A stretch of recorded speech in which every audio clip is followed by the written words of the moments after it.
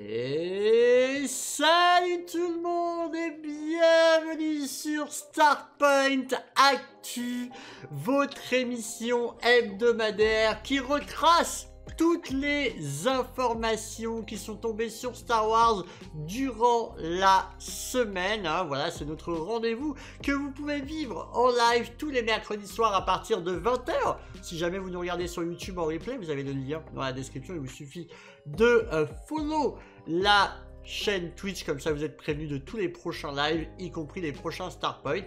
Et puis pour tous ceux qui nous suivent en live, coucou Mister Vegeta, Maud, Gugnard, Guska, Château Equel, Tarkin, Kessus, Milo, que Maud, bien évidemment, Sigim, évidemment, coucou à vous, installez-vous bien, Artoise, merci à vous, coucou Axou, également, qui nous a rejoint, j'espère que vous allez bien sur le chat et que vous êtes chaud, parce que les amis, aujourd'hui est une très grosse émission avec, pas forcément beaucoup d'actualités, mais de grosses actualités. On reviendra évidemment sur Star Wars Outlaws, c'est la dernière ligne droite, les amis, et merci beaucoup le mag pour ton prime, merci beaucoup, installe-toi bien, merci beaucoup, merci pour le soutien. Donc c'est la dernière ligne droite avant la semaine prochaine, la sortie du jeu Star Wars Outlaws, qui est prévu pour le 30 août en date de sortie officielle, pour le 27. Pour ceux qui l'ont précommandé en version Gold, en Early Access, vous avez le droit à 3 jours d'Early Access, pardon, donc sur la version Gold, et ou si vous avez l'abonnement Ubisoft Premium, voilà, vous pourrez jouer à partir du 27. Donc ça, on va vraiment focus là-dessus parce qu'il y a eu 3 trailers qui sont sortis, mine de rien, cette semaine. Donc ça y est, ça bombarde, ça accélère. Et on va parler aussi films et séries. Il y a eu de l'information à ce niveau-là, les amis, véritablement. Et aussi, nous allons parler de Star Wars Eclipse. On a une nouvelle, c'est pas la meilleure des nouvelles. Vous allez voir que... en vrai, à part pour Star Wars Outlaws, les nouvelles sont sades. Genre, elles sont pas ouf. Vraiment. Je viens de faire le point, je viens de lire un petit peu les nouvelles que je vais traiter. Je crois qu'il n'y a pas une bonne nouvelle. Enfin, il y en a une, bon, c'est voilà. Mais globalement, c'est des nouvelles plutôt pas, genre, pas réjouissantes. Écoutez, il en faut, hein. Tout ne peut pas être incroyable et magique. Donc, que voulez-vous? On a connu des meilleurs mercredis, oui, en termes d'actu, on va pas se mentir, on a connu des meilleurs mercredis. Justement, on va commencer, on va finir par Outlaws sur Starpoint, mais du coup on va commencer par du jeu vidéo et on va parler de Star Wars Eclipse. Ça faisait très longtemps qu'on n'avait pas une nouvelle. On a eu des nouvelles, je crois, en décembre 2023 pour nous dire que le jeu prenait son temps, mais qu'il était toujours en chantier. Commence par les bonnes nouvelles. Voilà, donc qui était toujours en chantier mais qui n'était tout simplement pas prêt à être montré, et du coup allez, on a enfin une nouvelle spéciale. La nouvelle, regardez, Star Wars Eclipse perd son auteur principal chez Quantic Dream. Donc l'auteur principal de Star Wars Eclipse s'en va. C'est casse-gueule. Alors je vais vous lire l'article et je vais vous dire ce que j'en pense derrière. Après c'est mon interprétation, c'est peut-être pas vrai ce que je vais vous dire, mais en tout cas je le pense un peu comme ça. Star Wars Eclipse, en gestation discrète, a perdu son scénariste principal chez Quantic Dream, développeur de Heavy Rain et Detroit Become Human. Je vous prends l'article d'IGN ici. Adam Williams a annoncé sur LinkedIn qu'il quittait le studio pour créer son propre studio après 10 ans. Williams était le scénariste principal des Detroit Become Human, avant d'occuper le même rôle pour Star Wars Eclipse. Après presque 10 ans chez Quantic, je pars pour fonder un nouveau studio, avec un groupe de concepteurs et de développeurs très talentueux, a déclaré Williams. Nous ne pouvons pas encore en dire trop, nous travaillons sur quelque chose de très innovant, de très spécial, et pour l'instant, de très secret. Nous en saurons plus. Nous en saurons plus bientôt. J'ai déjà pris contact avec beaucoup d'entre vous chez Quantic et Lucasfilm pour vous remercier de tout ce que vous avez fait pour Detroit et Eclipse. Ce fut une grande aventure. Sur le papier, il n'a pas l'air d'avoir quitté l'entreprise de manière, on va dire, un peu négative. C'est plutôt réaliser son propre studio, devenir indépendant de A à Z, et il a l'air d'avoir plutôt vécu une belle aventure de ce côté-là. C'est déjà ça. Quantic Dream a annoncé Star Wars Eclipse en 2021, il y a 3 ans, un jeu d'action et d'aventure narrative se déroulant dans la galaxie très très lointaine. À l'époque, le jeu était encore à ce stade de développement précoce, bien qu'il ait été révélé par une bande-annonce cinématique, mais Quantic Dream n'a pas publié de mise à jour significative depuis. Voilà, on en parlait, c'était en septembre du coup. La vice-présidente du marketing, Lisa Penze, a déclaré à IGN en septembre 2023 que le projet existait toujours, donc c'était en septembre, pas en décembre. Puis-je dire qu'il existe toujours? Parce qu'il existe, a-t-elle déclaré. Il n'est tout simplement pas prêt, il mijote. Voilà pour l'annonce. Alors, globalement, on peut se dire une chose, les amis. Et merci Neolive, merci beaucoup pour le raid, c'est adorable, merci à toi, installez-vous confortablement, installez-vous, on est sur l'actualité Star Wars là les amis, vous êtes bien, vous êtes posés, installez-vous, t'étais sur quoi Neolive? Venez, venez, nous on est en train donc de parler de Star Wars Eclipse, voilà, qui perd son auteur principal. Bon, il a été annoncé en 2021. Le jeu, c'est pas quand il est annoncé qu'il développe. Il y a eu déjà des travaux préparatoires avant, qu'on se le dise. Donc s'il y a eu déjà des travaux préparatoires, plus 3 ans, dans les grandes lignes, c'est mon avis, hein, je pense que le scénario de fond est là. C'est-à-dire que toute la base, la structure de Star Wars Eclipse en termes de scénario principal, bon, à mon avis, ils l'ont. Donc ils vont retrouver un nouveau co-auteur principal pour les arrangements pendant le développement, mais à mon avis, tout est là, quoi, vraiment. Et je pense même que s'il y a eu 3 ans de travail sur Quantic et qu'il n'est pas parti, on va dire, avec des mauvaises intentions, puisque on le voit, il est très content, voilà, il a remercié Quantic, Lucasfilm, etc.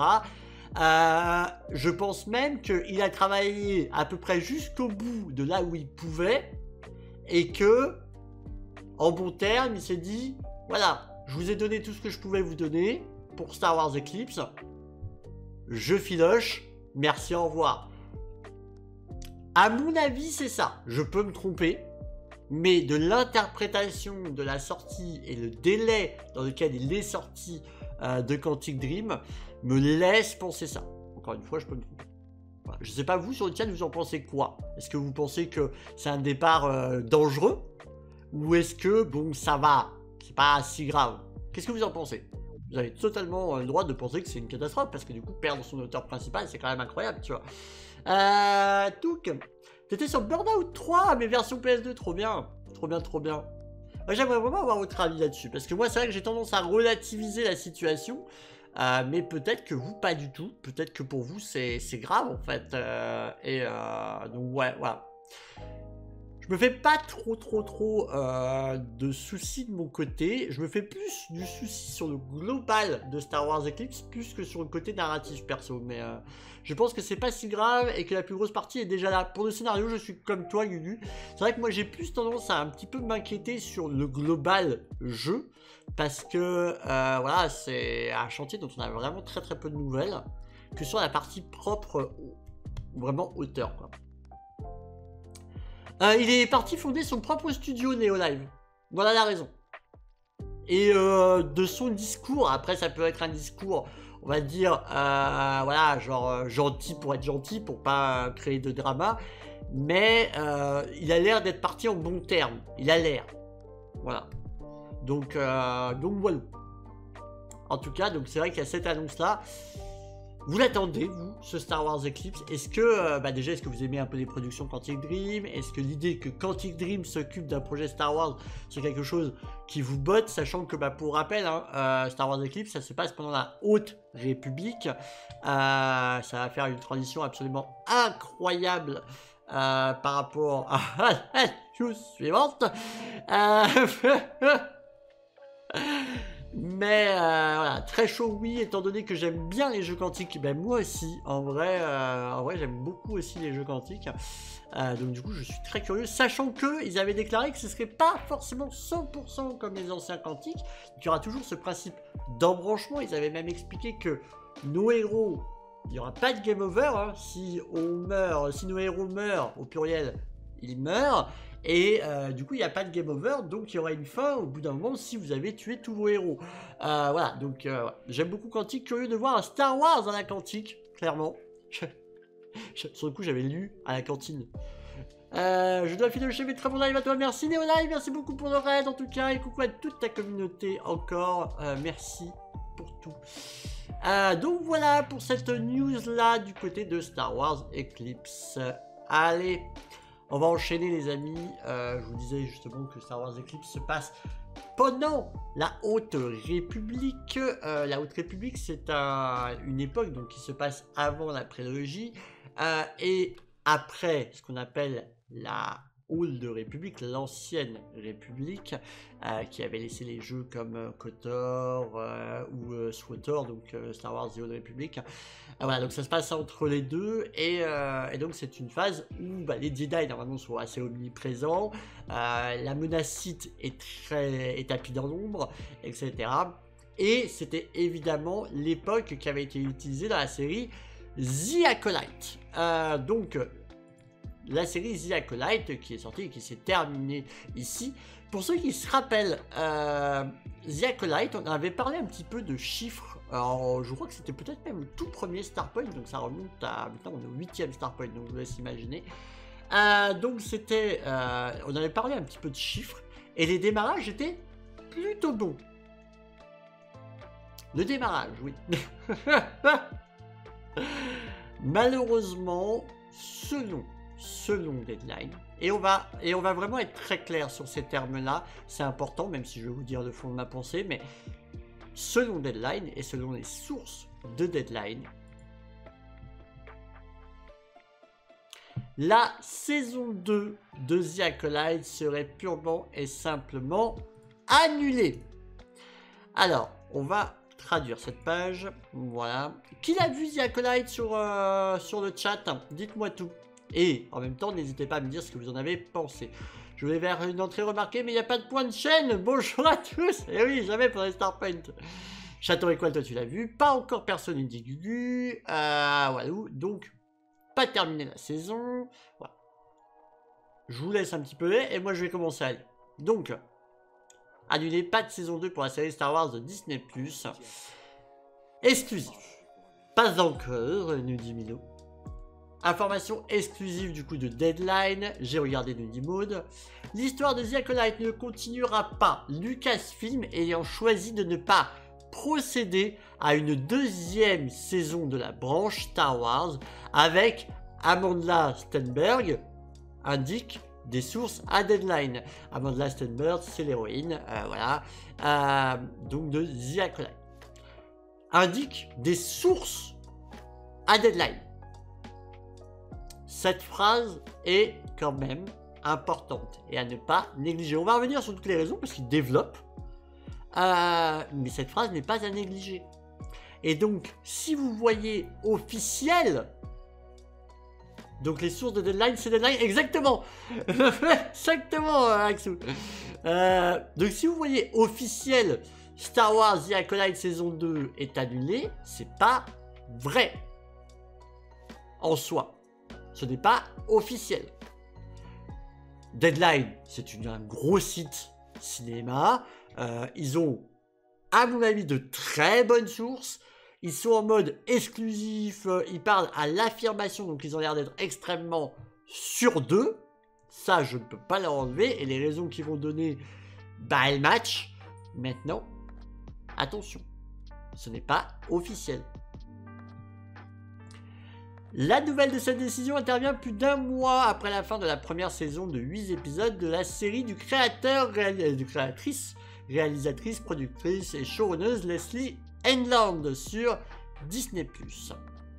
la nouvelle n'est pas entièrement surprenante. The Acolyte s'est bien comporté après auprès des critiques avec 78% hein, sur Rotten Tomatoes, mais a divisé les fans de Star Wars. Vous savez qu'il y a eu énormément de polémiques, des polémiques justifiées, des vrais débats constructifs, voilà, mais aussi du matraquage et de la haine, tout simplement, qui ont aussi participé à du review bombing, etc. Du review bombing, pour ceux qui ne savent pas ce que c'est genre du militantisme gratuit dès le premier épisode, parce que y a des gens qui ont trouvé ça woke, et donc à partir de là, en fait, ils se sont dit oui, c'est de la merde, voilà. Alors, je ne parlerai même pas de ceux qui menacent de mort, ceux qui ont des propos homophobes ou racistes. Ça, évidemment, c'était une catastrophe. Mais en plus de ça, voilà, le seul moyen, en fait, on leur donne un pouvoir, c'est celui de mettre une note dès le premier épisode. Je vous avais déjà donné mon avis là-dessus, c'est complètement débile de faire ça. Que ce soit Rotten Tomatoes ou Metacritic, noter toute une série dès le premier épisode, alors qu'il reste 7 semaines, je comprends pas. Mais bon. Voilà. Donc du coup, les gens en profitent pour faire du militantisme et bombarder de mauvaises notes, de 0, de 1 en fait, les pourcentages des sites pour faire descendre la note. Heureusement, Disney l'avait clamé, etc. Ça, ils n'en tiennent pas spécialement rigueur, parce que bah, du coup, du review bombing, il y a genre n'importe qui a envie de salement noter, bah, ça détruit même les avis des gens positifs, donc ça n'avait pas d'impact. Voilà. Poussé par l'intérêt pour la vénérable franchise spatiale, The Acolyte a pris un bon départ lors de son lancement le 4 juin. On en parlait ensemble, hein. On en parlait ensemble avec 2 épisodes, générant 4,8 millions de vues dès son premier jour sur le stream. C'était la 3e série à cette époque-là la plus vue du côté de Star Wars. Je vous rappelle le tableau qu'on avait vu ensemble. Derrière Obi-Wan et Ahsoka. Tac. Ce qui en fait la plus grande première de série sur Disney Plus cette année. Le total s'est élevé à 11,1 millions de vues dans le monde après 5 jours de diffusion. Corroborant les données de Disney, la série a fait ses débuts dans le top 10 des originaux de Nielsen lors de sa première semaine, au numéro 7, 488 millions de minutes visionnées, grimpant au numéro 6 même la semaine suivante. Donc vraiment le démarrage, aucun problème du côté de The Acolyte. Mais The Acolyte n'a pas pu maintenir son élan, abandonnant le top 10 au cours de la 3e semaine et restant donc à peu près à l'épisode 4, c'est con, et restant à l'écart avant de revenir au numéro 10 avec la sortie finale, donc l'épisode final, 335 millions de minutes considéré comme le plus bas pour un final de série Star Wars. Et là c'est chaud. Voilà. C'est-à-dire que véritablement c'est chaud parce que vous allez comprendre, le budget était quand même extrêmement important pour The Acolyte. À l'instar de ses collègues streamers mondiaux Netflix et Prime Video, Disney+ a un seuil d'audience élevé pour renouveler des séries haut de gamme à gros budget dont la réalisation coûte bien plus de 100 millions de dollars par saison. Dans des interviews, Edland a révélé qu'elle avait présenté ses idées pour une 2e saison, partageant ses espoirs de renouvellement. La première série Disney+ de Lucasfilm et la plus réussie à ce jour, c'est The Mandalorian, hein, qui est vraiment encore un carton aujourd'hui, se poursuit et passe au long métrage, on va en parler juste après, avec The Mandalorian and Grogu. Ahsoka, la série, elle a été validée une saison 2, qui a précédé The Acolyte, voilà, donc a renouvelé pour une saison 2. Donc ça, pour eux, ça se passe bien. Acolyte est un thriller mystérieux, bon ça ira, tac, voilà. Donc en gros, ça vous connaissez, les infos sur The Acolyte. Donc, il y a eu malheureusement une descente aux enfers en termes d'audience du côté de The Acolyte à partir de l'épisode 4. Ce qui est fou, c'est que l'épisode 5 est peut-être le plus impressionnant techniquement, voilà, mais voilà, mais c'est un parti pris, c'est un peu dommage d'être passé à côté. Je comprends le regain d'énergie pour le dernier épisode parce que, évidemment, voilà, on va pas spoiler pour ceux qui ne l'ont pas vu, mais voilà, il se passe des trucs cool. Mais voilà. Alors, qu'est-ce que vous dites? C'est juste mal écrit, mal joué, c'est les 180 millions de budget, on les voit pas. Alors, mal écrit, mal joué, je suis pas tout à fait d'accord avec toi. Mal écrit, je peux te rejoindre sur un point. Mal joué, franchement, honnêtement, non. Les acteurs ont été très bons pour moi là-dessus, il n'y a aucun problème. Il y a eu bien des séries Star Wars qui étaient bien moins bien jouées, ou même des films Star Wars. Je pense qu'il faut aussi remettre l'église au centre du village, n'est-ce pas, l'épisode 2 de Star Wars. Voilà. Clairement, voilà.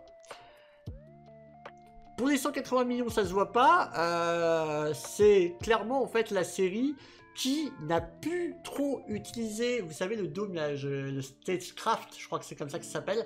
Voilà, le truc en dôme pour faire enfin des plans larges. Et ben ça coûte énormément de sous.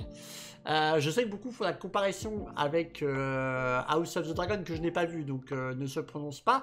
Mais de ce que j'ai cru comprendre de la part de plusieurs spécialistes, etc., tous les plans extrêmement éloignés de House of the Dragon avec les dragons, etc., sont des plans larges principalement faits à 100% en CGI. Et pour le reste, c'est des plans ultra resserrés. Donc c'est pour ça qu'ils ont pu faire des économies là-dessus. Mais en fait, concrètement, là, cette fois-ci, ils ont pris la liberté de tourner sur du grand terrain. Ce qui nous a permis d'avoir des plans larges. Ce qui est quand même confortable. Ça a été un reproche qui avait été longtemps fait sur les anciennes séries Star Wars. La deuxième chose, c'est que dans les 180 millions, je vais pas te mentir, et là où je te rejoins, le max, c'est qu'il y a eu énormément de marketing. Ils ont mis énormément dans le marketing pour The Acolyte, et ça coûte extrêmement cher. Aujourd'hui, la plupart des productions Disney touchent à peu près, alors là je pense qu'on est plus proche des 80 millions, mais à peu près 100 millions à chaque fois de marketing. C'est énorme. Et c'est le cas aussi pour The Acolyte. Ça a été le cas pour Deadpool, etc. et tout, mais ils ont mis énormément d'argent dans le marketing. Peut-être pas une bonne solution. Voilà, le débat est complètement justifié. Mais ils ont mis énormément dans le marketing. Bon, bah c'est inutile de regarder The Acolyte, c'est pas vrai. Pas vrai du tout. Parce que ça explique des choses et que potentiellement ça se suit et que concrètement, c'est pas grave si ça s'arrête là. C'est pas grave. C'est dommage parce qu'on aurait pu nous raconter d'autres choses, mais ça se regarde. Il y a plein de séries qui ont une saison et c'est pas grave. En soi. Parce qu'on sait de toute façon là où ça emmène. Ça emmène jusqu'à la prélogie. Donc non. Andor de bien meilleure qualité n'a pas beaucoup d'audience, mais aura sa saison 2 finale. Oui, parce qu'elle a coûté et moins cher, et mine de rien, sur le total, je pense qu'elle a fait plus que The Acolyte.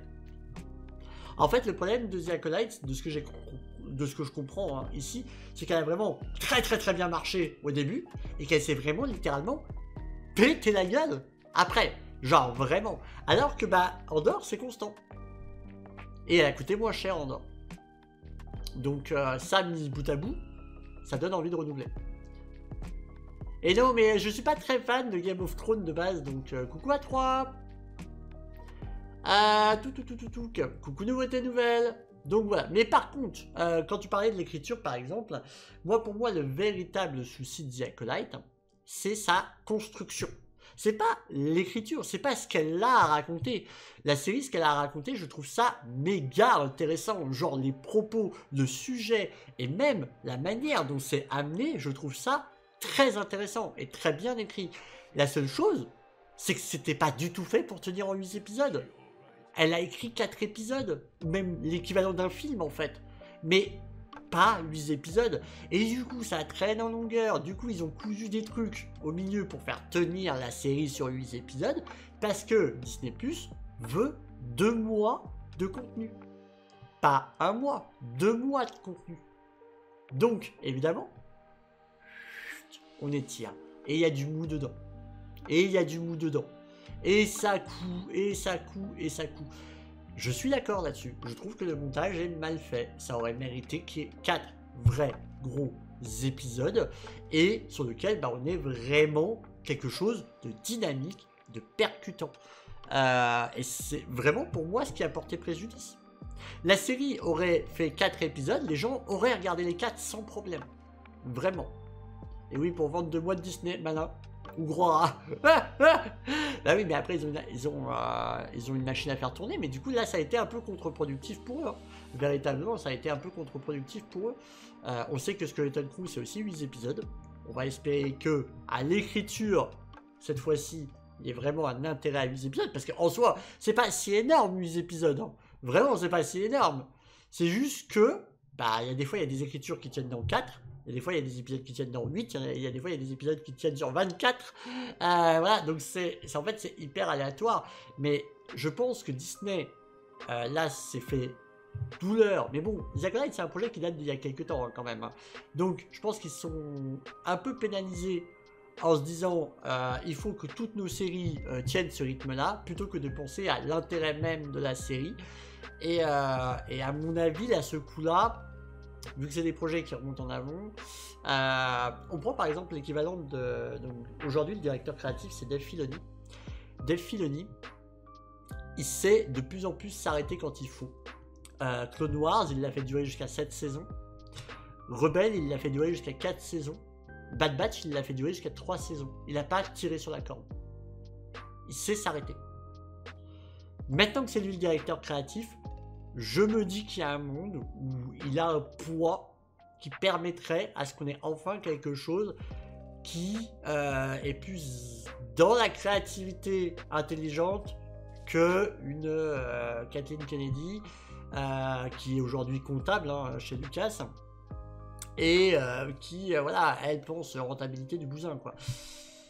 On verra, écoutez. Maintenant, on verra aussi, et surtout, si cette annonce-là sera officielle. Parce que, j'insiste, pour l'instant, Lucasfilm et Disney n'ont absolument pas communiqué là-dessus.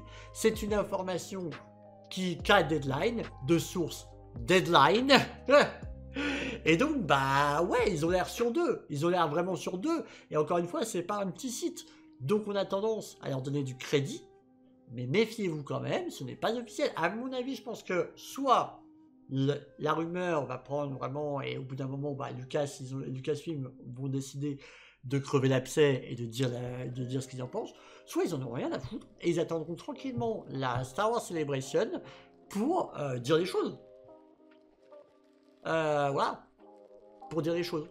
Et dire que, voilà, bah, peut-être que vous n'aurez pas The Acolyte, mais par contre, la suite des personnages que vous voyez, par exemple, je vais juste dire des prénoms comme ça, voilà, et je vais pas teaser le final, évidemment, mais les personnages qui vous ont hypé dans le final, bah, en fait, vous allez les revoir, là, vous allez avoir la suite de ça, mais pas dans The Acolyte, dans une autre série, voilà, plutôt centrée sur eux, peut-être. En vrai, peut-être. Si c'est ça, en fait, que les gens attendaient, bah peut-être qu'en fait, ils vont faire la partie The Acolyte, on s'en fout, et en fait, on va se concentrer sur ce qui a hypé les gens. Peut-être que c'est ça, en fait, simplement l'annulation de la saison 2. Mais ce serait pas grave. Il y a des sujets qui sont traités dans Clone Wars et qui sont terminés dans Rebelle, par exemple. Et des sujets qui sont traités dans Rebelle qui sont terminés dans la série Ahsoka. Donc, c'est pas si grave. Cette annonce-là est pas si grave. À voir, vraiment. Comme Obi-Wan, ça aurait fait un bon film de 2 heures, mais ça a fait des épisodes de série trop étirés. 1000 fois d'accord. On n'aurait qu'une saison et c'est finalement très bien comme ça. D'ailleurs, pareil, alors, le mail, ils n'ont pas refusé. Alors là, c'est pareil, tu vois, genre l'interprétation. Ils n'ont pas dit qu'il n'y aurait officiellement pas de saison 2. D'ailleurs, Ewan McGregor est chaud. La nuance est là. Ils n'ont pas dit qu'il n'y en aurait définitivement pas. Lucasfilm avait dit, la phrase exacte, c'était « S'il y a une bonne idée pour une saison 2, on le fera. » Mais il se précipite pas. Et c'est tant mieux. Parce qu'il y a eu des choses à critiquer dans la série Obi-Wan. Moi, je l'ai beaucoup aimé, mais ce que tu dis là est très vrai. Donc, elle a été tirée parce que c'était un film à la base. Je suis tout à fait d'accord avec toi. Et derrière... pour moi, il y a eu un vrai problème d'FX aussi. Tu sens que tout l'argent a été basé sur le casting et que les FX, par certains moments, c'est une cata. Les décors et les FX, c'est pas ce qu'on aurait voulu pour une série Obi-Wan. Donc voilà, mais ils n'ont pas dit officiellement. Exactement, Axou, pour Kenobi et pour Boba Fett, la transition est toute trouvée. Ils n'ont pas parlé d'annulation. Ça peut exister un jour. Ils ont juste dit que bah, pour l'instant, voilà. Pour Boba Fett, c'est compliqué. Et c'est, dis donc, Axou, je sais pas, tu vas m'envoyer ton PayPal parce que les transitions sont plutôt bien trouvées. Mais voilà, en tout cas, ça c'était pour l'actualité concernant The Acolyte. On devait revenir dessus, hein, ça a été l'actualité peut-être la plus forte de cette. Boba fait pas la fête du coup. Non, il fait pas la fête. Donc ça a été l'actualité la plus forte qui est tombée sur Star Wars cette semaine. Mais il y en a eu une autre. Et le Mac, tu es en train de teaser ce dont on va parler. Et je pense pas du tout que ce soit ça le problème, le Mac. Tu verras. Parce que à chaque fois qu'on a eu besoin de lui, même après la série, ils ont quand même fait appel à lui. Et lui, en soi, bah, il joue son rôle. Il joue ni plus ni moins bien son rôle. Tac. La nouvelle actu, elle va concerner le film The Mandalorian and Grogu qui est prévu pour le 20 mai 2026, je vous le rappelle. Mai 2026, un très gros mois pour Disney puisque ça sera également le retour de Avengers. La bonne idée. Le grand retour de Star Wars au cinéma se fait en même temps que le grand retour d'Avengers au cinéma. Avec le retour de Robert Downey Jr. Vraiment, il a sa bosse. Hein. Salut, même pas le hier, tu me donneras ton journal de classe. J'ai rien compris, Hollywood. Salut, même pas le hier, tu me donneras ton journal de classe. Tu vas rejoindre le banc, Hollywood. Fais attention.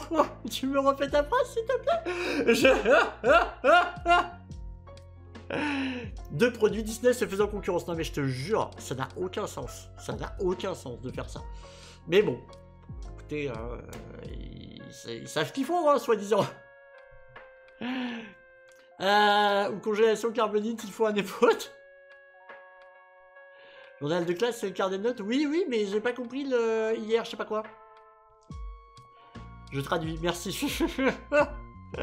Donc, on a une info spéciale sur, du coup, ce film. Là, vous le savez, hein, le film donc, est prévu et va centraliser véritablement sur le Mandalorian et Grogu. Donc, Din Djarin et Grogu. Ce qu'on sait pour l'instant, c'est que parti comme c'est parti, il n'y aura pas de saison 4, que c'est le film a l'air de remplacer la saison 4. Ce qu'on n'a pas encore tout à fait compris, on va pas se mentir, c'est que normalement, avant l'annonce de ce film-là, qui va être réalisé par Jon Favreau et scénarisé par Favreau et Filoni, à la base, Filoni avait parlé d'un film qui devait clôturer le Mandoverse, qui devait être réalisé et scénarisé par lui. Et là arrive le film The Mandalorian and Grogu, où du coup Favreau s'en occupe, mais c'est pas forcément annoncé comme la fin du Mandoverse, bref, on comprend pas grand chose. J'ai l'impression qu'au final, The Mandalorian and Grogu et la saison 4 qui aurait dû avoir lieu, mais qui va se faire en format grand spectacle au cinéma, avec des moyens, parce que je le rappelle, ce qu'a dit d'ailleurs l'article juste avant de Screenrant, c'est que Mandalorian est aujourd'hui la série la plus populaire chez Star Wars. Ah, j'étais pas présent en live hier, mais je stream jamais le mardi normalement. Donc, pour clôturer le Mandoverse, il faut d'abord la saison 2 d'Ahsoka. C'est là où c'est un peu le bordel, le mec. Donc, je pense sincèrement que du coup, Mandalorian and Grogu, qui n'était pas à la base prévu dans les 3 films annoncés, est en vérité donc la saison 4. Qui va y avoir, à mon avis, ensuite Ahsoka saison 2, donc qui est quasiment à la fin d'écriture, hein, puisque Filoni avait expliqué que il avait même fait lire ça à Rosario Dawson et qu'il était sur l'introduction de son film à lui. Donc il y a bien l'air d'y avoir son film à lui après. Donc il y aurait 2 films, donc pas un, sur le Mandoverse. D'accord. Donc on a ça. On a eu un premier teaser qui n'a pas été diffusé sur YouTube mais qui a été diffusé pendant la D23 qu'on a pu voir ensemble pendant le live de la D23 voilà, de manière évidemment dégueulasse mais on a pu le voir. Je trouve ça encore une fois n'importe quoi de faire des exclusivités de la sorte parce que tout le monde ne pouvait pas être à la D23 et à part créer de la frustration ça fait pas grand chose parce que du coup ce teaser n'est toujours pas disponible hein. Mais ce qu'on sait, c'est que ça mettait en scène donc du coup le Mandalorian, donc Din Djarin, Grogu, mais aussi Zeb Orrelios, qui avait été teasé dans la saison 3 de Mandalorian, qui est évidemment un personnage emblématique de la série Rebelle, donc qui sera vraiment présent dans le film cette fois-ci. Donc ça c'est très très cool, je suis hypé comme jamais. On a vu que ça se passait en partie dans une planète de glace, quid de savoir si c'est hot ou pas, il y a des marcheurs et tout ça, on a vu tout ça. Donc, nous verrons bien. Mais une chose est sûre, c'est qu'il y en a un qui ne connaît pas du tout le plan actuellement en route. Parce qu'en effet, si c'est la saison 4 de Mandalorian, il n'y a pas forcément d'utilité d'avoir, comme tu le dis, Ahsoka, d'avoir le héros de Skeleton Crew, parce qu'on sait que par exemple, ça se passe pendant le Mandoverse, Skeleton Crew. Peut-être qu'il va y avoir des interactions, on ne sait pas encore avec ça. Voilà, mais donc il n'y a pas de raison qu'eux soient là, que les personnages emblématiques des autres séries soient là, même s'ils se sont déjà croisés dans les saisons précédentes. Mais il y en a un qui se pose des questions. Le nouveau film Star Wars se dévoilera une intrigue majeure de la saison 2 de Mandalorian, confirme. J'ai bien pris le bon article ou pas? Confirme Star. Le titre est pourri, mais en gros... La traduction du titre est pourrie. Lors de la Fan Expo de Chicago, une star de Star Wars a confirmé qu'elle n'apparaîtrait pas dans The Mandalorian and Grogu, suggérant qu'une intrigue majeure de la saison 2 de The Mandalorian pouvait vraiment être terminée. The Mandalorian and Grogu est le prochain film à sortir parmi les prochains films de Star Wars. À l'heure actuelle, on sait peu de choses sur le film, à part qu'il suivra la saison 3 de The Mandalorian dans la chronologie de Star Wars et mettra en vedette les personnages principaux. Néanmoins, il s'agirait certainement d'un ajout passionnant aux films et émissions de Star Wars. Cependant, évidemment, tous les personnages importants de The Mandalorian n'apparaîtront pas dans le film, plus précisément l'acteur de Boba Fett, Temuera Morrison, nous a confirmé lors du panel de Screen Rant, From the Clone Trooper to Bounty Hunter, au Fan Expo de Chicago, qu'il ne reviendra pas dans The Mandalorian and Grogu. Screen Rant est un partenaire dans ça, on s'en fout. Voilà ce qu'il est. Je comprends qu'ils vont faire un film Mando avec Grogu. Ensuite, et les choses ont changé aussi. Il devait y avoir un Mando 4 et j'allais y apparaître. Mais pour l'instant, j'attends toujours un appel téléphonique pour être tout à fait honnête. Je pense que nous sommes juste mis de côté pendant un petit moment. Et coucou Budux. Hop. Donc, le titre, le livre de Boba Fett a vraiment nui à l'avenir du personnage. Boba Fett est un personnage extrêmement populaire dans Star Wars. En fait, Boba Fett est apparu dans un nombre surprenant de séries et de films Star Wars, après être apparu initialement dans la controversée Star Wars Holiday Special. Je sais même pas si le mot controversé est juste. Genre, le boycotter, le éradiquer de la circulation Star Wars Holiday Special.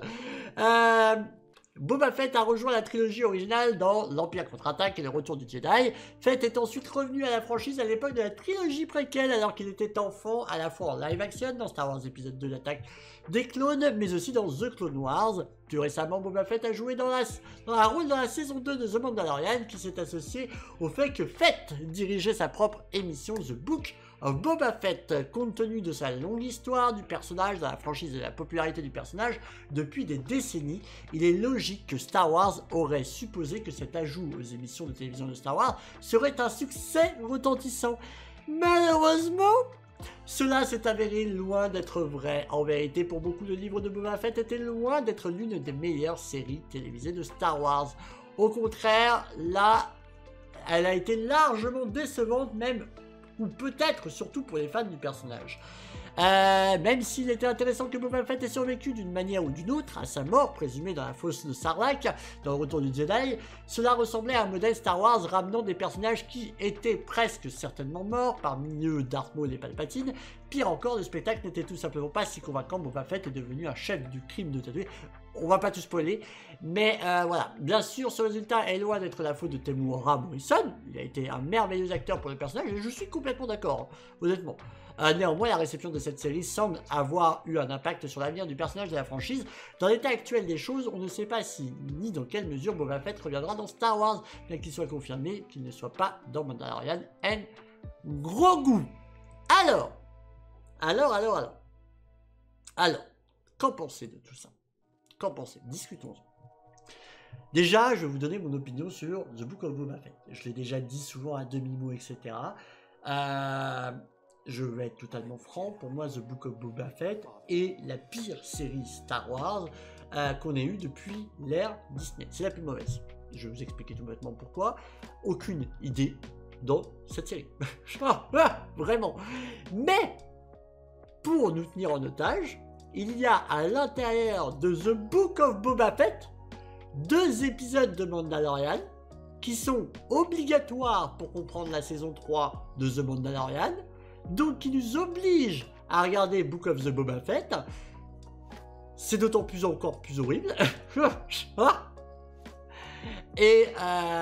Et donc qui rendent 2 épisodes sur toute la saison bien, mais c'est pas du tout Boba Fett.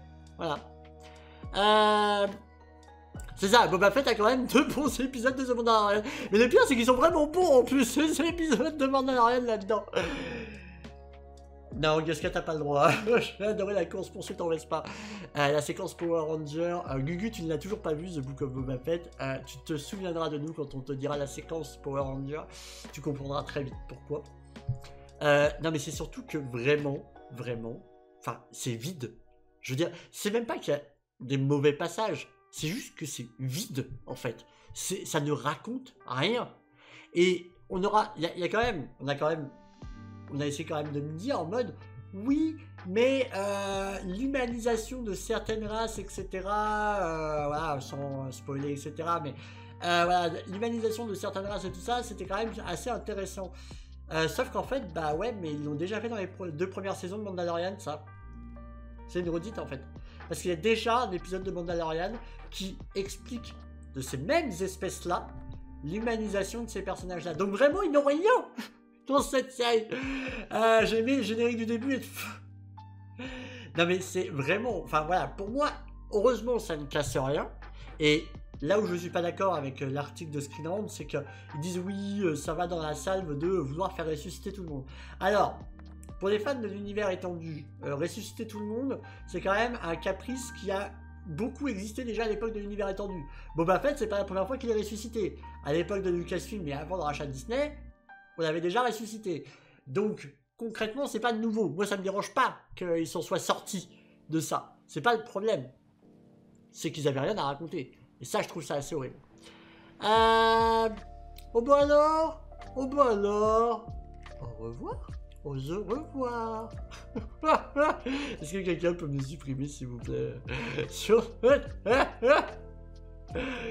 Mais donc voilà, c'est pas genre véritablement, c'est juste que c'est vide, quoi. C'est complètement vide. Et du coup, bah en effet, les certaines scènes qui sortent un peu du lot, elles sont vraiment catastrophiques. Mais vraiment, The Book of Boba Fett, c'est juste pas écrit. Y a rien. C'est vraiment le néant total. Donc évidemment que ça va pas marcher. Vous avez rien à raconter, ça marche pas. Genre, on a le droit de pas aimer The Acolyte. Allez, on a le droit de pas aimer Ahsoka, par exemple. Je sais que Ahsoka, certains n'ont pas forcément aimé ou quoi que ce soit. On a le droit de pas aimer Ahsoka. Mais ça raconte quelque chose. Ça a un début, ça a une fin. Ça nous tease des choses, ça nous ramène des éléments dans l'univers Star Wars, ça perturbe le lore, il se passe des choses. Il ne se passe rien.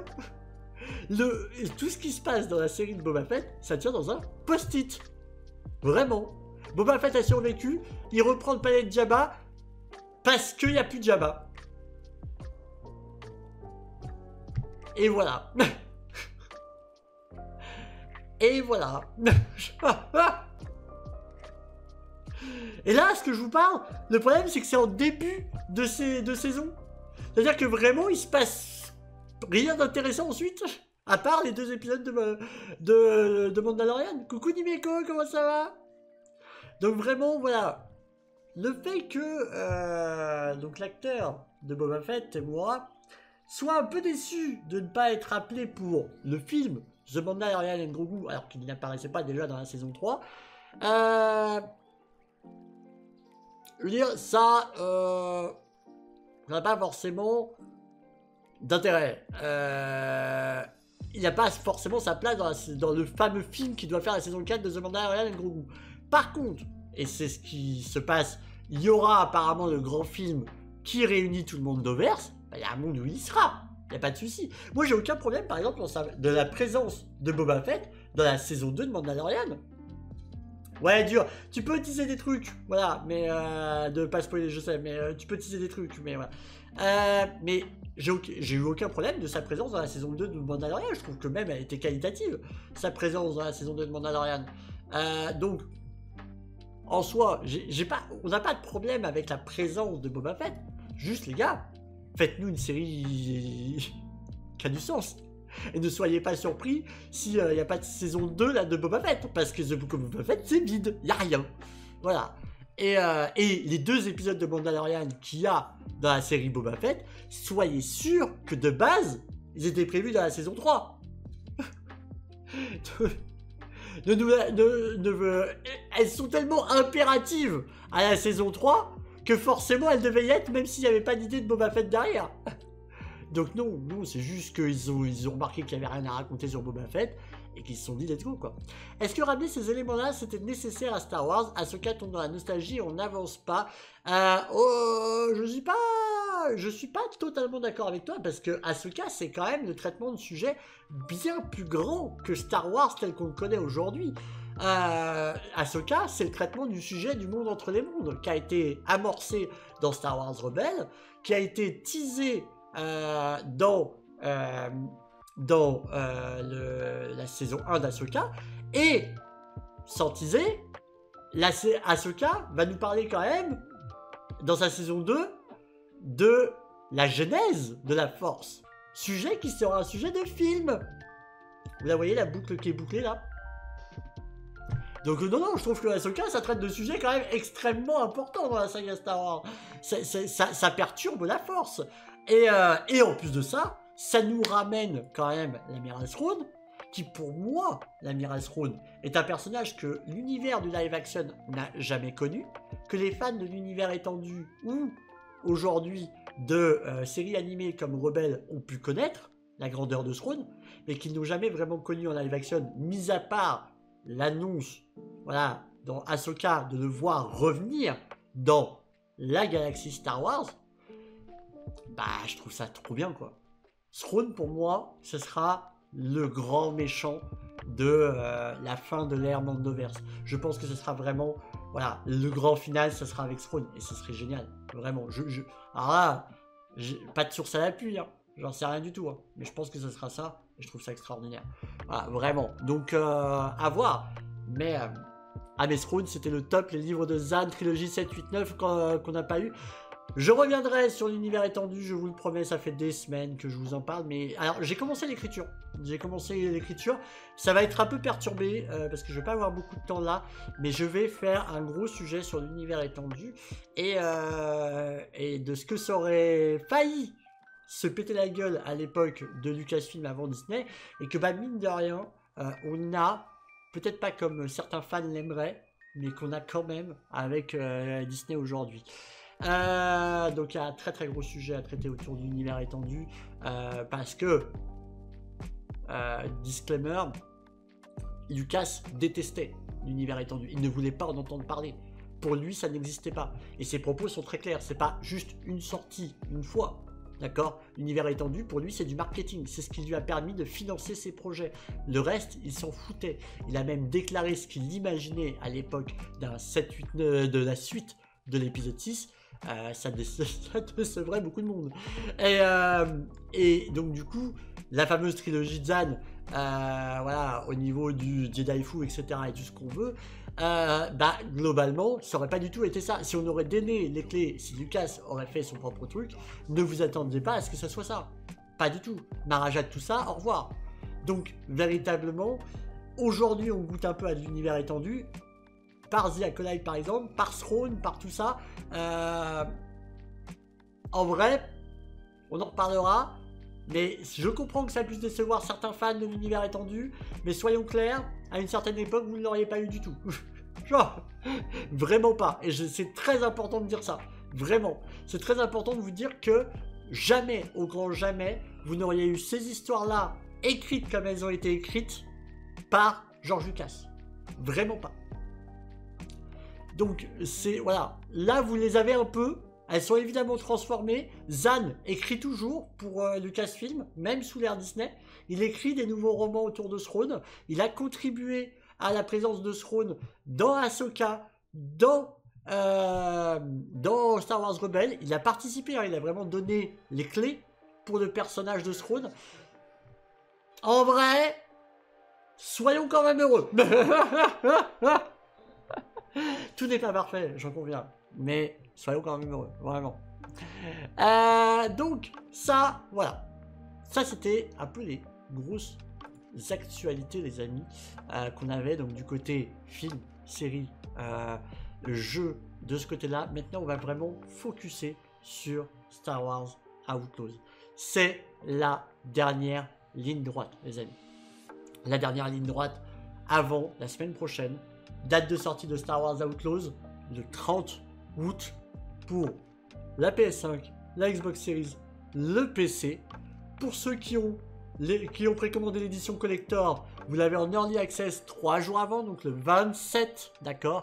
Idem pour ceux qui ont l'abonnement Ubisoft Plus Premium, vous allez pouvoir y jouer à partir du mardi 27. J'ai pas l'horaire encore, mais en tout cas, vous allez pouvoir y jouer à partir du mardi 27. C'est la semaine prochaine. Les amis, c'est la semaine prochaine, on n'en peut plus. Il y a eu, du coup, pas un, pas deux, mais 3 trailers qui sont tombés cette semaine autour de Star Wars Outlaws, les amis. 3 trailers. Mais avant d'attaquer ces 3 trailers, j'ai une annonce à vous faire. Et je suis très heureux de vous faire cette annonce. Outlaws, les gens se préparent déjà au review bombing, c'est une femme, elle n'est pas Jedi, même si c'est un bon jeu. Ouais, mais ça, on s'en fout, tu vois, genre... Les mecs, c'est pour ça qu'aujourd'hui, les productions se foutent royalement des notes joueurs. Voilà, c'est genre, vraiment, toutes les prods, tu leur parles, ils en ont rien à foutre de la note de joueur. C'est justement à cause de ça, ça n'a plus aucun intérêt. Les amis, on est aujourd'hui au 8e épisode de Starpoint. Merci parce que on a démarré, vous étiez quoi, peut-être une quinzaine à regarder Starpoint, puis une vingtaine, puis 25, et maintenant vous êtes plus d'une trentaine à être devant Starpoint. Voilà, chaque semaine, votre rendez-vous d'actualité, et puis souvent on s'amuse avec du gaming derrière, mais vous répondez présent. Le format vous plaît, vous en parlez de plus en plus. C'est devenu votre rituel. J'aime bien parce que des fois je vous entends et je dis ah oui, le mercredi c'est Starpoint, etc. C'est vraiment rentré dans votre rituel et ça me touche énormément. Vous aviez émis des mots qui m'ont profondément touché ces dernières semaines, etc. Et bah du coup, les amis, sachez que aujourd'hui, j'ai pu rentrer en contact avec Ubisoft. Et aujourd'hui, je peux vous l'annoncer, j'ai reçu Star Wars Outlaws. Il est installé dans mon PC. Donc là, je suis avec vous, les amis. Mais sachez que derrière, là, j'ai Star Wars Outlaws qui me fait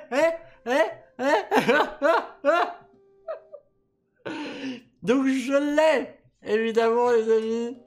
Et vraiment, je tiens à vous dire, c'est grâce à vous, en fait. Parce que les audiences, les statistiques n'auraient pas forcément eu d'intérêt pour Ubisoft, ils seraient pas là. D'accord?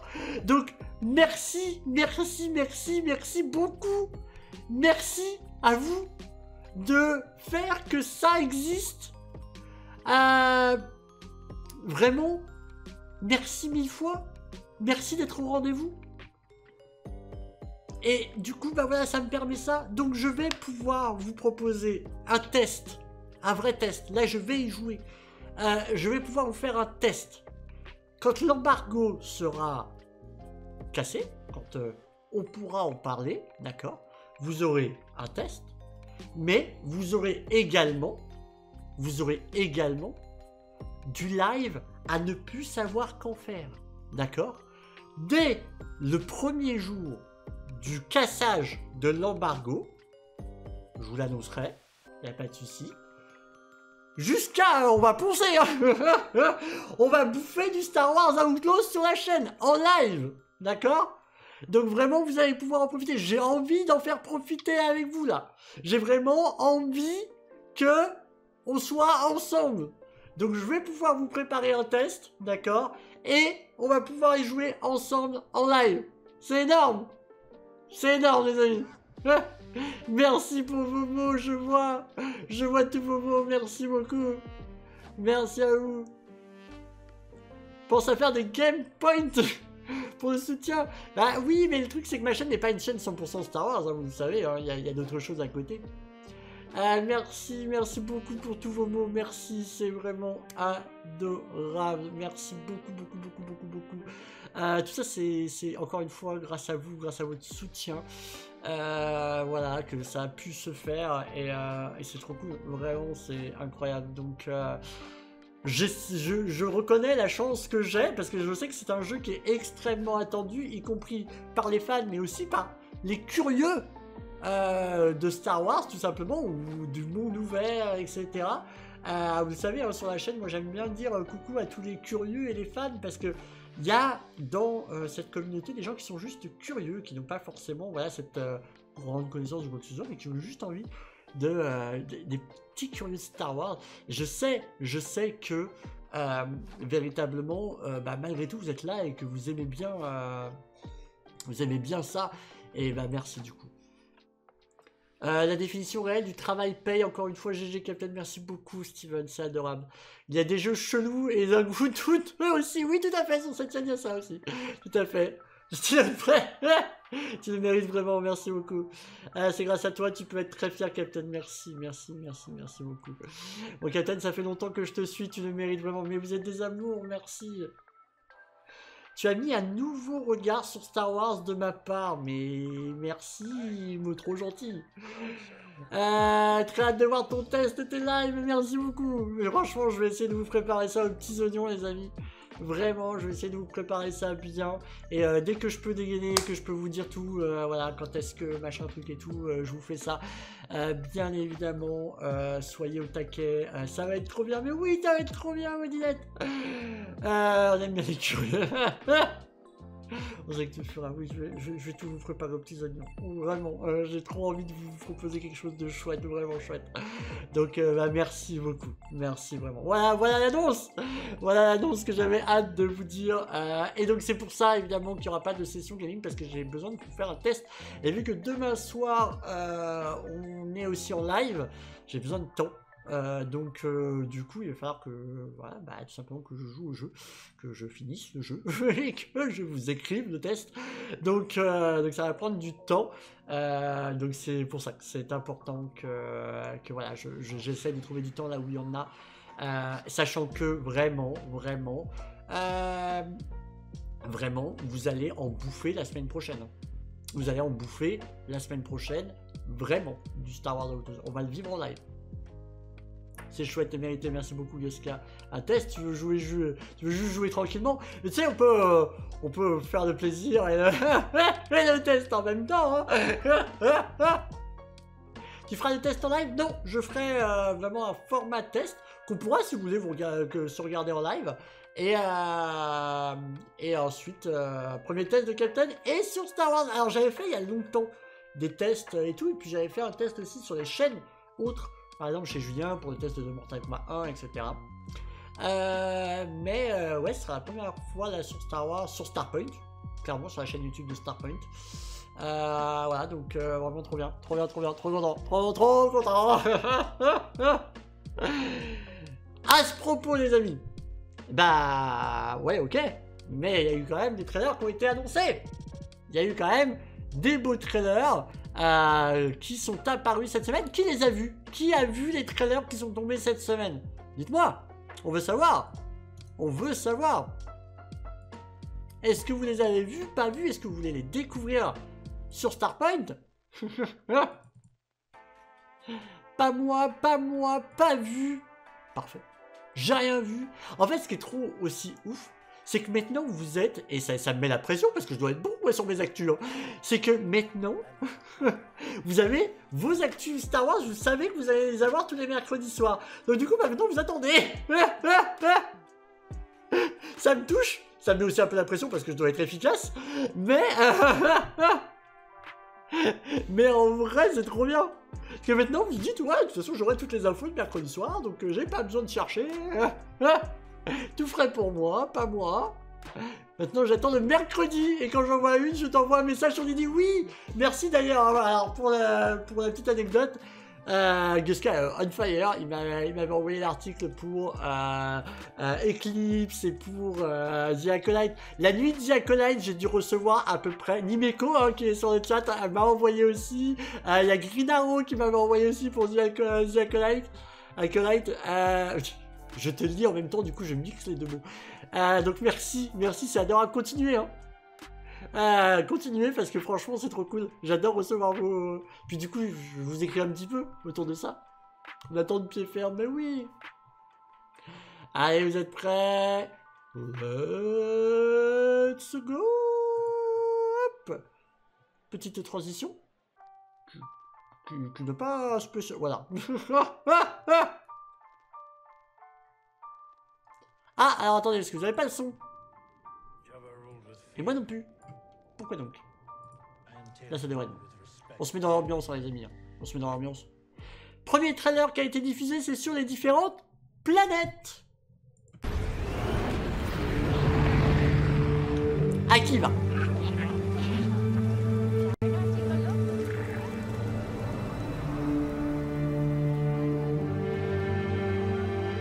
C'est beau, hein.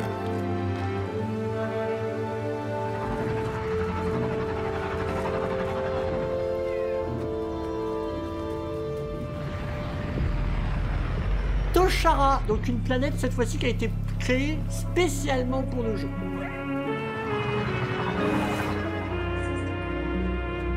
Akiva était déjà dans l'univers étendu.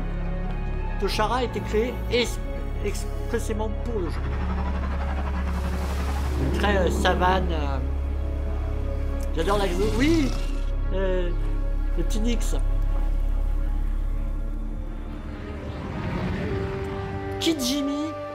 Kijimi, donc vous la reconnaissez, hein, planète qu'on a vue dans l'épisode 9 de Star Wars, évidemment.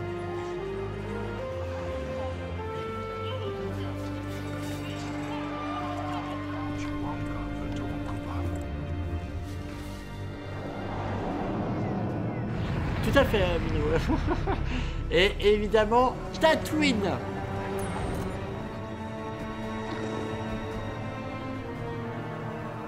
Avec, bah voilà, le palais de Java.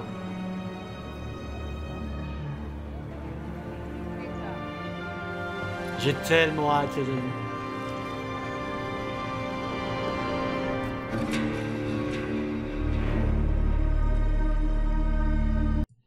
Donc ça, c'est le premier trailer sur les environnements. Comment vous les trouvez, les amis? Dites-moi. Est-ce que vous trouvez ça beau, cool, pas cool? Dites-moi tout. Lâchez-vous. Mélissou, je viens de me rendre compte que je suis une grognasse. C'est pas nouveau. En mode, t'as pas cru qu'on allait chercher des news pour toi, alors qu'en fait, il y en a plein sur le chat qui le font. Mais oui, ce ne sont pas des grognasses comme toi. Trop beau les paysages, beau, je trouve joli, cool, magnifique, cool, j'ai hâte. Le max, c'est beau en espérant que ce soit pas trop vide. Alors, on en avait parlé hein, d'ailleurs par rapport à certaines déclarations de la team, donc de Massive qui est derrière et de son directeur, qui avait expliqué que bah du coup c'est pas si grand, même si quand même on est à 2 à 3 fois la taille d'une map de Assassin's Creed Origins pour chaque planète, donc c'est quand même très grand, mais justement en fait ils voulaient pas faire ça de manière énormissime, c'est-à-dire pas tomber dans des trucs un peu ridicules, pour justement qu'il y ait à peu près des actions, des éléments de décor, etc.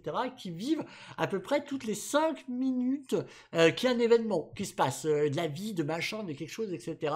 Et donc qu'il y ait toujours à peu près quelque chose qui se passe, un peu à la manière, hein, l'inspiration on la ressent aussi au niveau du gameplay, etc. de Red Dead 2, où bah, même si c'est des zones extrêmement vides, à part certains villages, eh ben, il se passe toujours des trucs dans Red Dead 2. Je pense qu'il y a eu beaucoup d'inspiration là-dessus. Mais on verra. Peut-être que ça sera vide. Peut-être que voilà, mais on verra. Pour l'instant, on sait rien. Ça a l'air tellement cool, ça me hype de plus en plus, nous dit Mr. Steven. J'ai hâte aussi, Mélissou. Moi, je suis trop content, Mélissou, de t'embarquer là-dedans. Hein, parce qu'en vrai, je sens que je suis en train de... J'ai ma petite canne à pêche. Je sens que Mélissou, elle a accroché un petit hameçon comme ça. Et je suis en train de l'emmener comme ça. Dans l'univers de Star Wars. Je suis en train de la faire un petit peu comme ça. Après, ça dépend des planètes aussi. Ah oui, ça se fait, il y aura des planètes extrêmement vides et d'autres super chargées. C'est vrai, c'est possible aussi. Ma Mélissou, je suis comme toi, j'attends que Captain nous les donne. À la boulette, exactement. Je suis trop hype, alors qu'à la base, j'étais pas du tout dedans. C'est ta chaîne, Cap, tu m'as relancé sur les séries comme Mando et La Rebelle. Merci. Merci à toi pour ce mot. Franchement, mais ça, vous imaginez même pas à quel point c'est les plus belles des récompenses hein, quand vous me décrivez ça. Parce que moi, Star Wars, c'est un univers que j'aime d'amour profondément. Et quand vous me dites, mais je suis en train de soit de replonger dedans, soit de découvrir des choses par tes lives, trop beau cadeau, quoi. Tu m'as comparé à un poisson, donc oui. Mais un joli poisson. Le téléchargement va prendre des jours pour moi. Ah oui, je me doute. Comme je vous l'ai dit, les amis, il n'y a pas qu'un seul trailer. Hop là. Il y en a eu deux autres. Et un qui va... je ne sais pas si Tarkin est dans les parages. Mais si Tarkin est dans les parages, il y en a un qui va l'intéresser de trailer. C'est le PC Gameplay Trailer avec toutes les spécificités du PC qui est tombé. Voilà. Whatever it takes, you finish this job. Time to go, Kay. For good.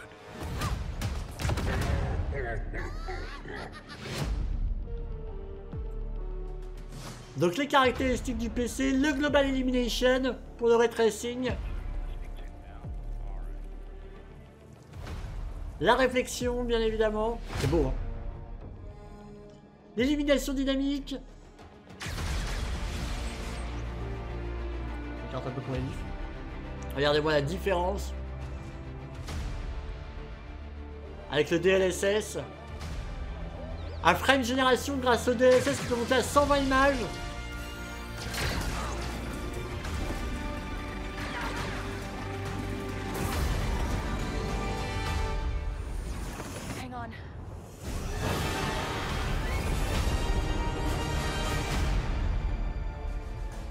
De l'optimisation pour certains processeurs, hein, dont le Intel Core 14e génération. De l'optimisation pour Intel également. L'ultra wide supporté. Le 7/9. Alors oui, intéressant. Des fois on se posait la question quand on a vu plusieurs trailers de se demander c'est quoi ce bordel, parce qu'il y avait des trailers qui étaient en 21/9, y compris au niveau du gameplay. Et des trailers, donc on se disait, ah bah oui, bah, ils gardent le côté un peu cinématique comme le fait The Order ou d'autres jeux de plus en plus. Il y a pas mal de jeux qui s'amusent à maintenant, vous savez, laisser les bandes noires en haut et en bas pour qu'en fait, bah, il y ait des transitions hyper fluides entre les cinématiques et le gameplay. Et puis surtout, bah, qu'on ait un peu l'impression de jouer à un film. Et en plus de ça, bah, ça aide en termes de ressources. C'est-à-dire que concrètement, toute la partie noire, elle n'a pas besoin d'être travaillée. Donc, ça soulage un peu. En format cinémascope, exactement. Moi, j'aime bien les bandes noires comme les films, exactement. Bah, justement. À la base, on ne savait pas trop, parce qu'il y avait des trailers qui étaient comme ça, et il y avait des trailers qui étaient en 21/9. Et ben regardez, on a l'info. Elle est juste là, dans le trailer. 16/9, display, option. Ça veut dire que vous avez le choix. Et le choix, c'est trop bien. Franchement, c'est trop bien le choix, on est d'accord. Vous avez le choix du coup d'être en 21/9 format cinéma pour le jeu et ou en format 16/9. Voilà. Coucou Alter, comment ça va? Donc ça c'est vraiment cool. Vraiment cool. Et du coup, vous avez même pour le PC l'ultra wide. Donc là, c'est même plus que ça. Hein, genre, vous avez en fait l'ultra wide, vous avez le 21/9, mais sur le global écran. Donc ça va être trop cool. Tchouk. Alors il faudra attendre les pages Day One pour avoir vraiment les capacités exactes d'un jeu. Je vois que ça discute un petit peu de la capacité du jeu. Faudra, à mon avis, attendre les pages Day One pour ça. Hop, allez, on continue. Mais du coup, cette information est super cool. Voilà. Donc plein de petits réglages.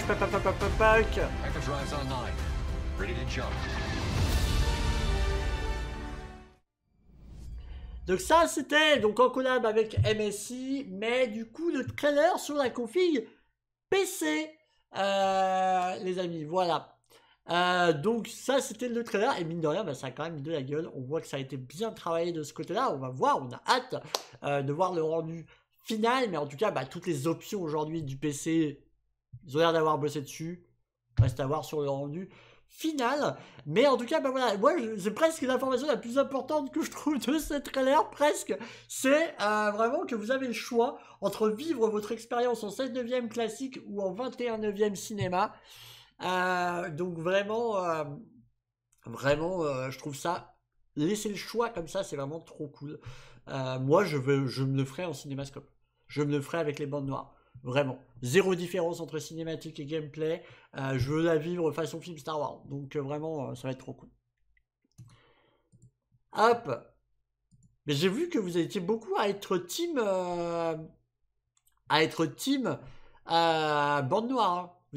Vous aimez bien ce côté-là, un peu à la The Order à l'époque. Donc franchement, trop cool. Allez, on passe à un dernier trailer parmi les 3 qui sont sortis cette semaine du côté de Star Wars Outlaws. Exactement, The Order 1886. Hop. Attention, et cette fois-ci, on va parler du Season Pass, c'est-à-dire de l'avenir après la sortie de Star Wars Outlaws. Comment ça va continuer?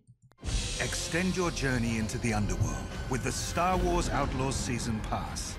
Expect to cross paths with familiar faces and new daunting threats. Starting with the exclusive Day One mission and the Kessel Runner character pack, followed by 2 additional story packs and cosmetic bundles. Expand your experience with all new stories. Petite pause. Donc du coup, pour vous expliquer, le jour de la sortie, pour ceux qui ont précommandé les éditions collector, machin truc et tout, vous allez avoir la mission exclusive Jabba Gambit. Alors, Ubisoft est revenu sur un sujet qui avait fait débat à l'époque.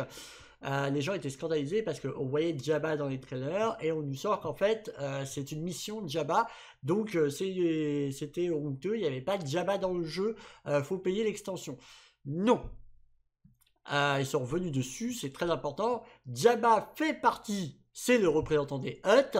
Le jeu se base sur les différents syndicats. Évidemment que nous croiserons et que nous ferons des missions pour Jabba dans le jeu principal. Vous n'êtes pas obligé d'avoir l'édition premium ou machin, tout ce que vous voulez, salade, tomate, oignon, pour pouvoir voir Jabba, faire des missions pour Jabba.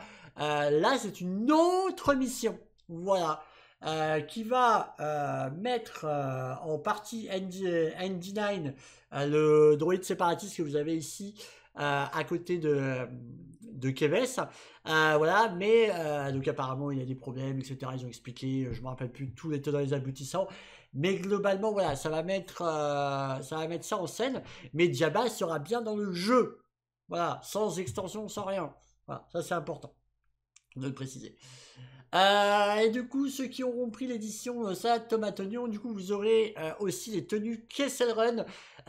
Donc Kessel Run, c'est tout simplement les cosmétiques de Han Solo. Parce que, mine de rien, on va pas se mentir, Keves a l'air d'avoir tout l'air d'être la fille spirituelle de Han Solo. Qui lui, pour l'instant, fait la sieste dans la carbonite à l'époque où ça se passe. Puisque je vous rappelle que Star Wars Outlaws se passe entre l'épisode 5 et l'épisode 6. Donc entre l'Empire contre-attaque et le retour du Jedi. Donc... pas de Han Solo, lui il est tranquille dans la carbonite. Donc voilà, vous pouvez avoir un skin Han Solo pour Keves et le petit sac, je sais même pas comment on appelle ça, vous savez là où il y a les munitions etc. pour Nyx. Voilà la petite créature qui va vous suivre un petit peu partout. J'espère qu'on pourra passer prendre une photo de Solo dans la carbonite. Peut-être parce qu'on l'a vu dans le trailer. Hein, voilà. Coucou Skydro, bisous à toi. Oui, la forme, très bien. S'en suivra un autre pack qui arrivera à la fin de l'année 2024. Donc cette année toujours. Qui s'appellera le Story Pack 1 Wild Cart. Qui va mettre en scène, mais on va le voir dans le trailer, Lando Calrissian. Il y aura aussi 2 nouveaux cosmétiques, le Hunter Legacy et le Cartel Ronin. Quests and areas to discover. Un autre pack qui Meet arrivera en with Jabba 2025. again in the exclusive mission, Jabba's Gambit, available at launch. Following Kay's first encounter with Jabba in the main game, the Hutt cartel leader summons her. Vous entendez, to du coup, settle ils an old réexpliquent. debt ND5 Vous croiserez has Jabba neglected. dans le jeu, mais Now, it is ND9 time to a un collect. problème, etc. Also included in the season pass and available at launch is the Kessel Runner character pack, Le bandolier. featuring new cosmetics for Kay and Nyx.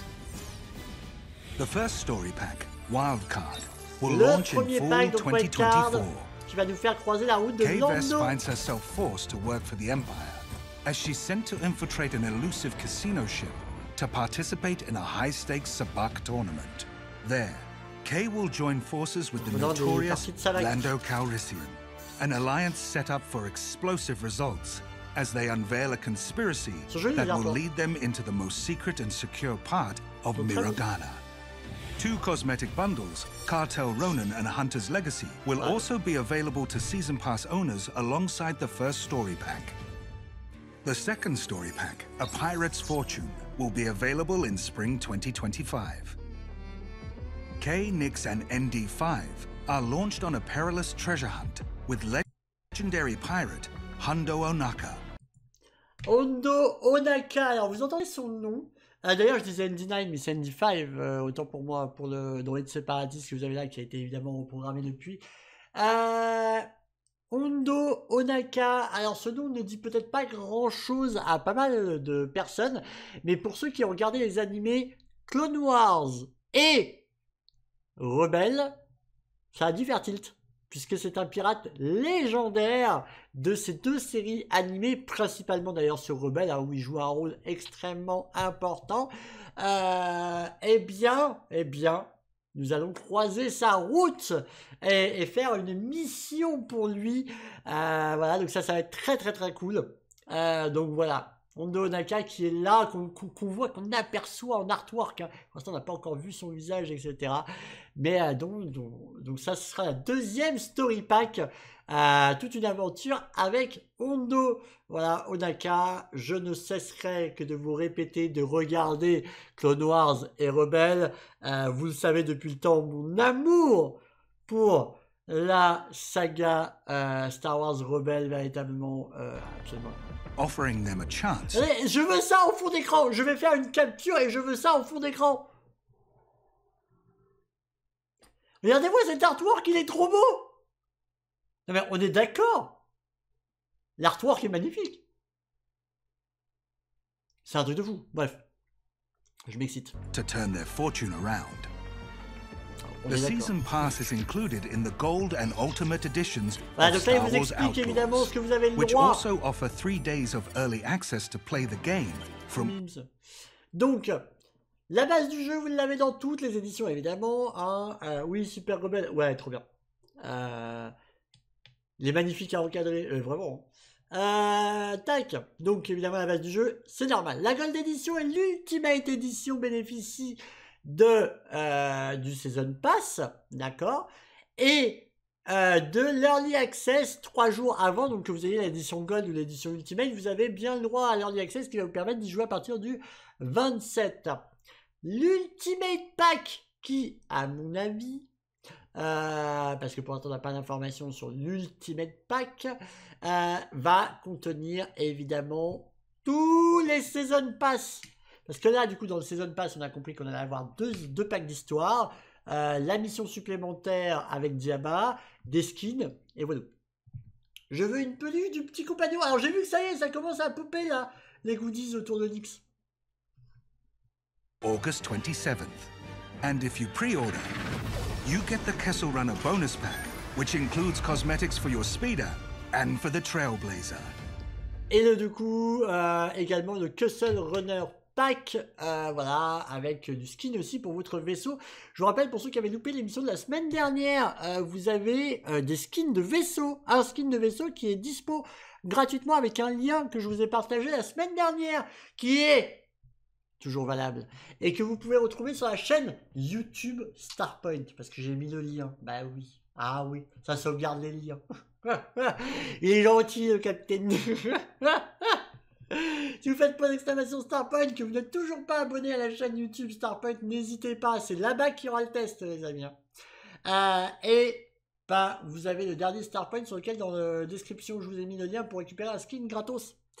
Voilà, donc n'hésitez pas, merci Jessica pour faire le point d'exclamation. Tout comme.